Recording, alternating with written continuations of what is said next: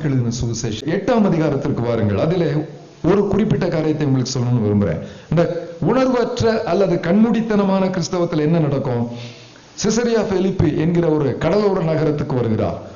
வேத பண்டிதர்கள் என்ன சொல்றாங்க? அங்கதான் பிசாசுக்கு ஒரு பெரிய ஒரு ஆலயம் ஒன்று உண்டு. அதான் கேபிட்டல் ஆஃப் சேட்டனிக் வர்ஷிப்னு சொல்றாங்க. அந்த இடத்துல நின்னுதான் என்னை குறித்து மக்கள் என்ன பேசுகிறார்கள் என்று கேட்கிறார். அப்படி எல்லாம் பேசிட்டு இருக்கும்போது பேதுரு அவரை பார்த்து என்ன சொல்றான்? நீ தேவனுடைய குமாரனாகிய கிறிஸ்து என்று சொல்லுகிறார். அதுவும் உன்னுடைய கண்டுபிடிப்பு அல்ல, மாம்சமும் ரத்தமும் உனக்கு இந்த வெளிச்சத்தை தரல, இது ஆண்டவர் உனக்கு கொடுத்த வெளிச்சம் சொல்றார். சொல்லி முடித்த பிறகு ஆண்டவர் என்ன சொன்னார்? 31ஆம் வசனத்தை பாருங்கள். இந்த கஸ்தி நாட்களில் அல்லது தபசு நாட்களில் இந்த பகுதியெல்லாம் நீங்க வாசித்திருப்பீங்க அல்லது தியானித்திருப்பீங்க. முதன்முறையாக தான் எதற்காக வந்தேன் என்பதை தெள்ள தெளிவாக 3 முறை, ஒரு முறை 8ஆம் அதிகாரத்திலும் 9ஆம் அதிகாரத்திலும் 10ஆம் அதிகாரத்திலும் அவர் சொல்லுகிறார். எல்லாத்தையும் சீஷர்களுக்கு சொல்லிட்டாரு. அவரை குறித்து முன்மொழியப்பட்டவைகள் அவர் மூலமாய் நிறைவேறிக் கொண்டிருக்கிறது. அவர் மூலமாய் நடைபெறப் போகிறதை அவரும் முன்மொழிகிறார்.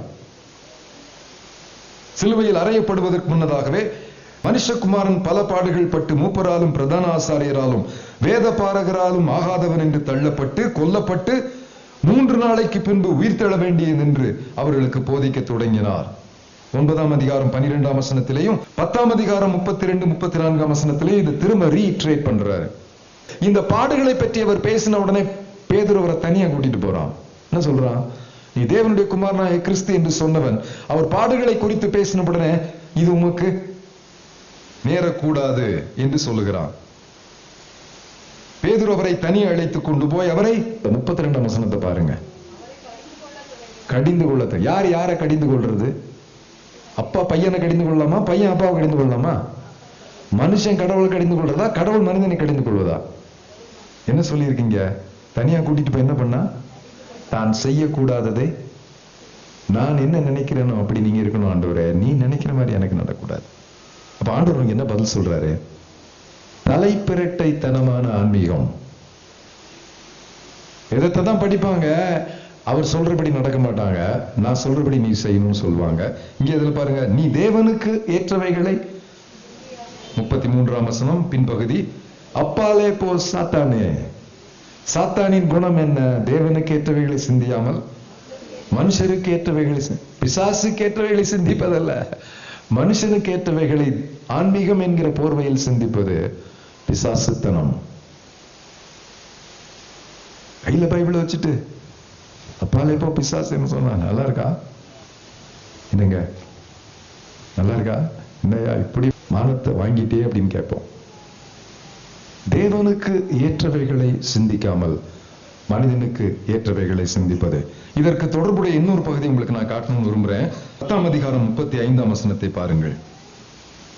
அங்கேயும் மீண்டும் ஒரு முறை தன்னுடைய உயிர்த்தெழுதலை பற்றி, பாடுமரண உயிர்த்தெழுதலை குறித்து பேசுகிறார். 34ஆம் வசனத்தில். 35ஆம் வசனத்தில் செபதேயுவின் குமாரனாகிய யாக்கோபு யோவான் அவரிடத்தில் வந்து,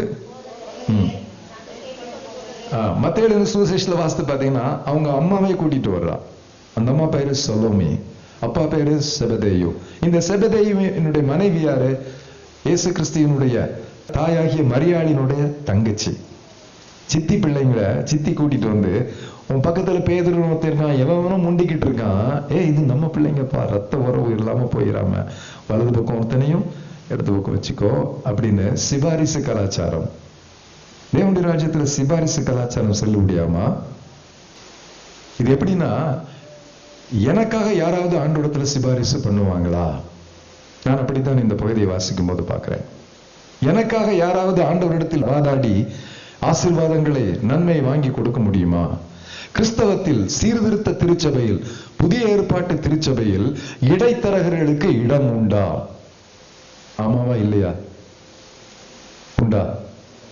யாராவது இன்னொருத்தர் வழியா தேவன்கிட்ட போகணுமா? நேரடியா போகலாமா?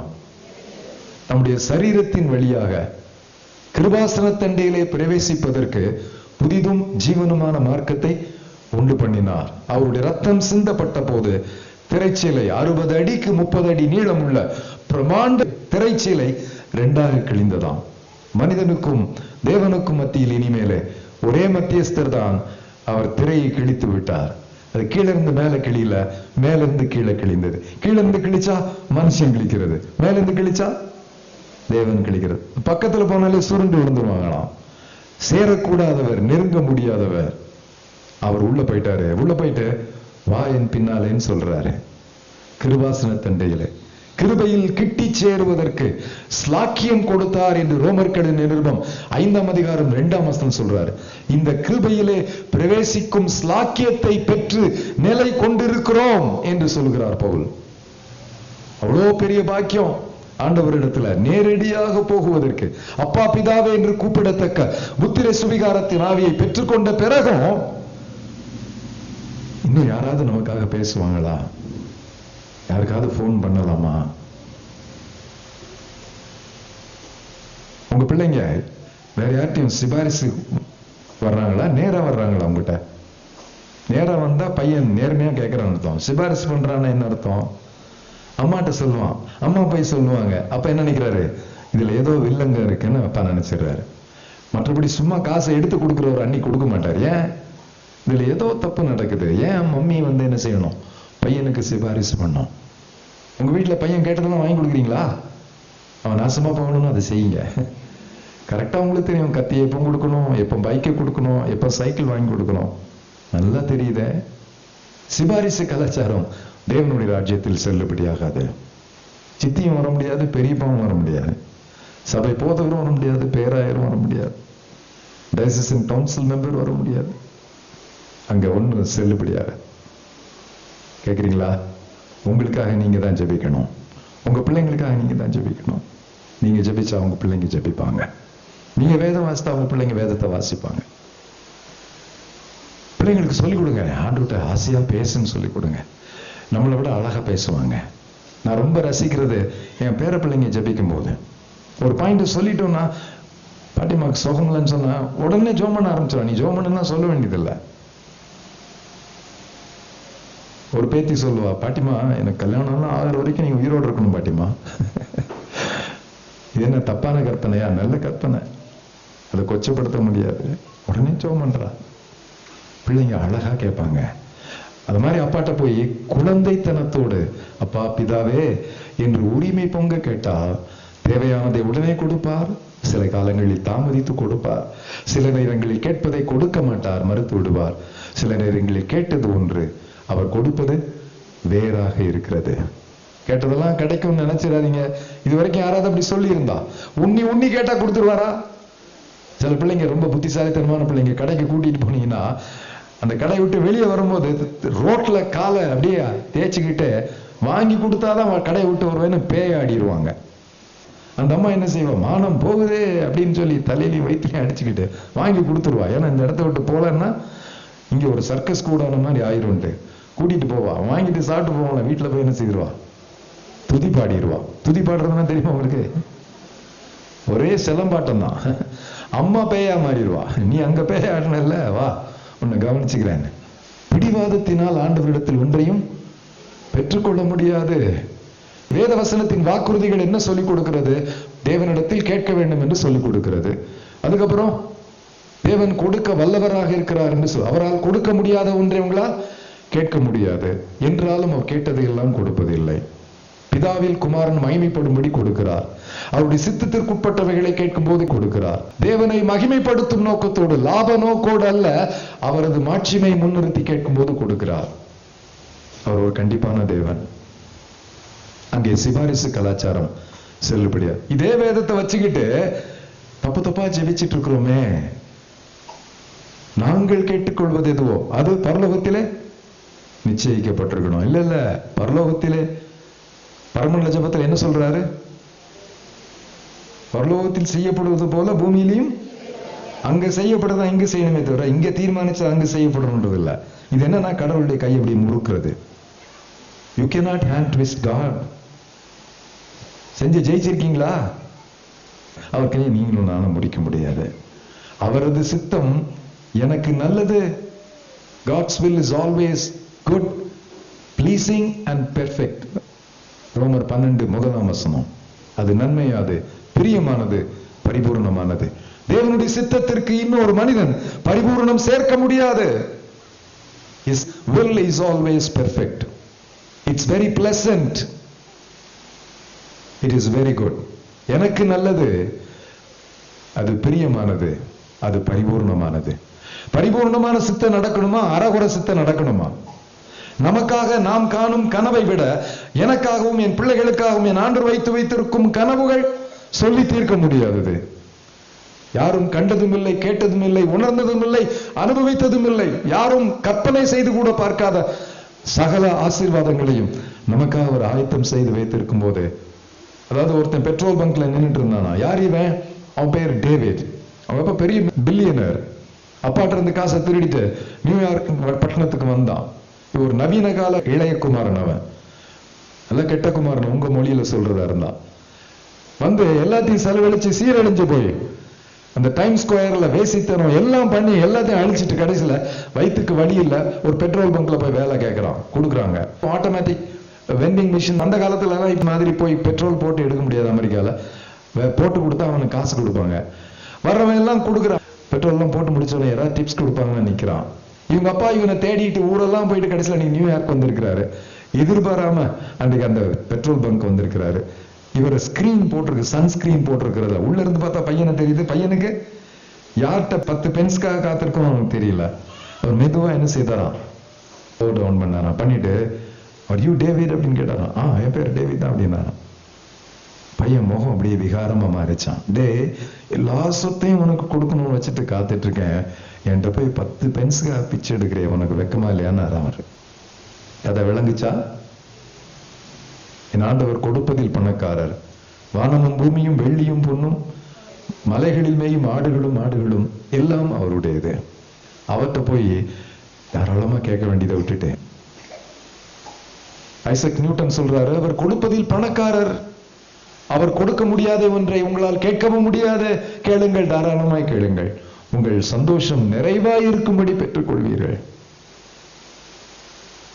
தேவனுக்கு பிரியமானதே, தேவனுடைய சித்தத்தை, தேவனுடைய மகிமைக்கு உட்பட்டதை கேட்கும் போது சந்தோஷமா கொடுப்பார். நம்முடைய தேவைகளை பார்த்துக் கொள்ளுவார். அவர் அழகான தேவன். நாங்கள் கேட்டுக்கொள்வது எதுவோ அது நீர் எங்களுக்கு அருளி செய்ய வேண்டும். தேவனுக்கு ஏற்றவைகளை சிந்தியாமல் மனிதனுக்கு ஏற்றவைகளை சிந்திப்பது. 9ஆம் அதிகாரத்திற்கு வாருங்கள். இது எனக்கு ரொம்ப சுவையான ஒரு அதிகாரம். ஏற்கனவே பேசினோம், மறுரூப மலையை பற்றி பேசினோம், அங்கே நடந்ததை பற்றி பேசினோம். இப்பொழுது கீழே நடப்பதை பற்றி இங்கு பதிவாகி இருக்கிறது. அவர் என்ன செய்யறாரு, அந்த உச்சக்கட்ட மாநாட்டை முடித்து விட்டு கீழே இறங்கி வர்றாரு. அவர் மேல இருக்கும்போது ஒரு தகப்பன் தன்னுடைய மகனை, ஒருவேளை அவனுடைய வளர் இளம் பருவத்து வாலிபனாக இருந்திருக்கும், பிசாசு அவனை தீயிலையும் தண்ணியிலையும் தள்ளுது. சீஷர்கிட்ட கொண்டு வந்து, நீங்க ஏசுநாதர் கூட போனதை பார்த்திருக்கேன், அவர் அற்புதங்கள்லாம் செய்யற ஒரு பிசாசை துரத்துறவர், உங்களாலையும் செய்ய முடியும்னு நினைக்கிறேன், இவனுக்கு ஏதாவது பண்ணுங்கன்னு சொல்றாரு. இவங்க என்ன பண்றாங்க, என்னெல்லாம் பண்ணாங்களோ தெரியல, தசு புஸ்லாம் சொல்லி பார்க்கறாங்க, ஒன்னும் பேய் போற மாதிரி தெரியல. வேர்த்து போச்சு சீஷர்களுக்கெல்லாம். ரொம்ப நேரம் ட்ரை பண்ணிருக்காங்க, ஒன்னும் நடக்கல. அதுக்குள்ள ஆண்டவர் வந்துட்டார். இவர் நேரா போய் கம்ப்ளைண்ட் பண்ணிட்டார். போலீஸுக்கு வேலை செய்யலன்னா எங்க போய் கம்ப்ளைண்ட் பண்ணுவாங்க, இன்ஸ்பெக்டர்கிட்ட போய் மாதிரி ஆண்டவர்கிட்ட போயிட்டாங்க. ஆண்டவரே, என் பையனை இப்படி எல்லாம் பண்ணுது, உங்க சீஷர்கிட்ட கொண்டு வந்த ஒரு பையனுக்கும் முடியல. அப்ப ஆண்டவர் என்ன செய்யறாரு, அந்த பையனுக்கு சுகம் கொடுக்கிறார், பிசாசை துரத்துகிறார். அதுக்கப்புறம் மெதுவா வர்றாங்க, ஆண்டவரே எங்களால பண்ண முடியல, என்ன விஷயம் அப்படின்னு கேட்கிறாங்க. அவங்க அதையாவது கேட்கறாங்க, நம்ம அதை கூட கேட்கறது இல்லை. அப்ப ஆண்டவர் என்ன சொல்றாரு, 29ஆம் வசனத்தை வாசிங்க. இவ்வகையான பிசாசுகள் உபவாசத்தினாலும் அன்றி மற்ற எந்த விதத்திலும் மற்ற எவ்விதத்தினாலும் புறப்பட்டு போகாது என்றார். வேதத்தை படிக்கும் போது எப்பவுமே கேள்வி கேட்டு படிக்கணும். அப்படின்னா உபவாசம் பண்ணாம போற அளவுக்கு லோவர் கிரேட் பிசாசு இருக்கா கேட்கணுமா இல்லையா? இப்போ சில பிசாசு கொஞ்சம் கூடுதல் பிசாசு, கொஞ்சம் வைராக்கியமான பிசாசு, கொஞ்சம் வலுவான பிசாசு, சிலதெல்லாம் வீக் பிசாசா. அவர் என்ன சொல்றாரு, உனக்குள் விசுவாசம் பெருகுவதற்கு நீ தேவனோடு அந்யூன்யப்பட்டால் எந்த பிசாசையும் நீ துரத்தலாம். ஸ்டான்லி ஜான்சன் தேவனுடைய மனுஷன், இந்தியாவில் வேலை செஞ்சவர், அவர் சொல்றாரு, அந்த சிறுவன் பிசாசினால் நிறைந்திருந்தான், சீஷர்கள் கிறிஸ்துவின் ஆவியினால் நிறைந்திருக்கவில்லை. ரொம்ப சிம்பிளா சொல்றார். புரியுதா? புரியலையா? புரியலையோ? தேவனால் நாம் நிறைந்திருக்கும் போது எதிராளியை மேற்கொள்ளலாம். உலகத்தில் இருப்பவனிலும் உங்களில் இருக்கிறவர், உங்களோட அந்த பெரியவர் இருந்தால் உலகத்தில் இருப்பவைகள் என்ன செய்யும்? உங்கள் அதிகாரத்துக்கு. சீஷர்கள் கிறிஸ்துவினால் நிறைந்திருக்கவில்லை. இது தேவனுடைய சபை. இதில் இருக்கிறவர்கள் எல்லாரும் தேவனை நேரடியாக பேசலாம் என்று சொன்னோம். இப்ப என்ன பார்த்துட்டு இருக்கிறோம்னா, தேவனுடைய பிள்ளைகள் பிசாசுக்கு எதிராக என்ன செய்யலாம்? அதிகாரத்தை பிரயோகிக்கலாம். அதற்கும் யார் வேண்டியதில்லை. ஹார்ட் ஸ்பெஷலிஸ்ட் மாதிரி ஸ்பிரிட் பொசஷன்ல இருந்து விடுதலையாக்குவதற்கு எக்ஸாசிஸ்ட், பிசாசை துரத்துற ஸ்பெஷலிஸ்ட் உங்க ஊர்ல இருக்காங்களான்னு கேட்டேன். கொஞ்சம் பேர் அப்படி டிராவல் பண்ணிட்டு இருக்காங்க. இன்னைக்கு அவருக்கு திருநெல்வேலி, நாளைக்கு அவர் திருப்பூர், அதுக்கப்புறம் எங்க வருவார்? ஈரோட்டுக்கு வருவார், கிருஷ்ணகிரிக்கு வருவார், ஒசூருக்கு வருவார், அப்புறம் பெங்களூருக்கு வந்துருவார். சின்னப்ப கார்டனுக்கு பக்கத்துல ஒரு லாட்ஜில் போட்டு இத்தனை மணி வரை இருப்பார். காலையில தினத்தந்தியில இருக்கும். போய் பார்க்கணுமா அவரை? கொஞ்சம் பேர் இப்படி டிராவலிங் சர்க்கஸ் நடத்திட்டு இருக்காங்க. உங்க சபையில யாராவது ஒரு வியாதிப்பட்டால் அதுக்கு ஒரு ஸ்பெஷலிஸ்ட போடணுமா, மூப்பர்கள் கூடி ஜெபிக்கணும் பைபிள் போட்டிருக்காங்க. உங்க பைபிள் அப்படி போட்டிருக்காங்கன்னா நீங்க மூப்பர்களை தான் கூப்பிடுறது இல்லை. தப்பான மூப்பர்கள் வச்சா பாவம், ஜெபம் பண்ண தெரியாதவங்க மூப்பரை வச்சா கூப்பிட்டா தப்பு தான். ஒரு 4 விசுவாசியை கூப்பிடுங்க, கூப்பிட்டு ஜெபம் பண்ணுங்க. என்றைக்காவது பேதுருவோ அப்போஸ்தலனாகிய பவுலோ வெறும் சுகமளிக்கும் கூட்டங்களை நடத்தினார்களா? மனிதர்கள் சுகவீனமானவர்கள் எதிர்பட்ட போது அவர்களுக்காக ஜெபித்தார்களா? இதெல்லாம் யோசித்து பாருங்க. கொஞ்சம் கேட்கறதுக்கு கஷ்டமா தான் இருக்கும். தேவையின் அடிப்படையில் செய்தார்களே தவிர ஒன்னொன்னுக்கும் அவங்க ஸ்பெஷலிஸ்ட் காரியங்களை பண்ணல. இவையெல்லாம் என்னை பொறுத்த மட்டிலே திருச்சபை என்றால் போதிக்கிற வரம் உள்ளவர்கள், தீர்க்க தரிசன வரம் உள்ளவர்கள், சுவிசேஷத்தை அறிவிக்கும் வரம் உள்ளவர்கள், பிசாசுகளை துரத்தும் அதிகாரம் உடையவர்கள், சுகமளிக்கும் வரம் உள்ளவர்கள். சுகமளிக்கும் வரம் என்றால் ஆவிக்குரிய சுகம், மன சுகம், சரீர சுகம், இந்த 3ம் சேர்ந்தது. மன ரீதியாக குழப்பத்தில் இருக்கிறவர்களுக்கும் அற்புத சுகம் வேண்டும். இவங்க எல்லாம் ஆலயத்துக்குள்ள இருந்து எல்லாரும் சேர்ந்து ஆராதனை நடத்த வேண்டும். போதகர் போதனை செய்ய வேண்டும், ஜெபிக்க வரம் பெற்றவர் ஜெபிக்க வேண்டும். இப்படி செய்தா இந்த சின்ன பிரகாரம் முழுசும் இங்க வந்து உட்கார்ந்துருமா? உட்காராதா? உங்களுக்கு அந்த கிருபை ஆண்டு கொடுப்பாரா? கொடுக்க மாட்டாரா? நம்முடைய சபையில பிரச்சனை என்னன்னா, சுயாதீன சபையில ரோமானிய சபை ரொம்ப கட்டுக்கோப்பா இருக்கு, ரெஜிமெண்டேஷனோட இருக்கு. நம்ம இதுல கொஞ்சம் கிருபை வந்துருச்சுனாலே தனி கடை போட்டுறோம். இந்த தனி கடை போடுறவங்களை வளர்க்கிறதே இந்த சபையில் உள்ளவங்க தான். கோயிலுக்கு 10 ரூபாய் கொடுப்பாங்க, அவருக்கு 100 ரூபாய் கொடுப்பாங்க. உருப்படுமா? விளங்குமா? கலக சிந்தனை கூடாது. வரங்கள் கட்டுக்கோப்போடு திருச்சபையின் எல்லைக்குள் பிரயோகித்தால் எவ்வளவு ஆரோக்கியமா இருக்கும். சபையில என்ன பிரச்சனை? கிருபை உள்ளவங்களை அங்கீகரிக்கிறது இல்ல. ரெண்டையும் சொல்லணும் இல்லையா? கிருபை உள்ளவர்கள் சபைக்குள் இருப்பதில்லை, தான் தோண்டித்தனம் வந்து விடுகிறது, சம்பாதிக்கும் மனநிலையும் வந்து விடுகிறது, மவுசு வருகிறது, புகழ் வருகிறது, ஊர் ஊரா செய்யலாம் நல்லா இருக்கும்னு பாக்குறாங்க. இவங்க மூலமா அற்புதம் நடக்குதா நடக்கலையான்றது அது வேறு கேள்வி. சபைக்குள்ளும் கிருபை உள்ளவர்கள் என்ன செய்யறோம்? ஓரம் கட்டுறோம். நல்லா பாடிட்டான்னா விட்டுறாதீங்கன்றோம். நல்லா பிரசங்கித்தாருன்னா என்னங்க, அதுவும் சுயாதீன சபையில பிரசங்கம் பண்ற யாரும் இருக்கவே முடியாது. ஆலமரத்துக்கு கீழே புல்லு என்ன செய்யாது? வளர முடியாது.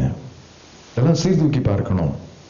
தேவனால் நிறைந்தவர்கள் சபையை நிறைந்திருந்தால் பிசாசுக்கு எதிராக அதிகாரத்தை பிரயோகிக்க துவங்கினால் பித்து படித்து அலைகிற மனிதர்கள் அங்கங்க ஓட மாட்டாங்க. நீங்களும் ஓட மாட்டீங்க.